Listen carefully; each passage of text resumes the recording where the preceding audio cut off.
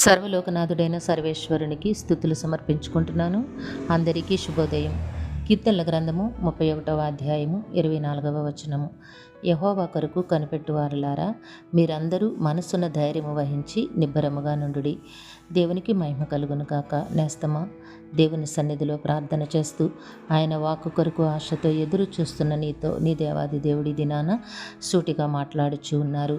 నీవు మనస్సున ధైర్యము వహించి నిబ్బరముగా నుండు. ఎందుకంటే నీ పక్షమున కార్యమును జరిగించు దేవుడు నీ దేవుడై ఉన్నారు. నీవు నీ మనస్సులో ఉన్న భయములు పారద్రోలి నీ పక్షాన నీ దేవాది దేవుడు ఉన్నారు అన్న సంగతిని నీవు గుర్తెరిగి ధైర్యముగా ఉండు. ఎందుకంటే నీ పక్షమున అనేకమైన అద్భుత కార్యములను దేవుడు జరిగిస్తూ ఉన్నారు, ఇక ముందు కూడా జరిగిస్తారు. నీవు నిబ్బరముగా ఉండు, సంతోషముగా ఉండు, దేవునిని ఆరాధించు, ఘనపరచు. నీ పక్షాన దేవుడు ఉన్నారు అన్న సంగతిని నీవెన్నడూ మరువబోకు. దేవుడు నిన్ను దీవించును.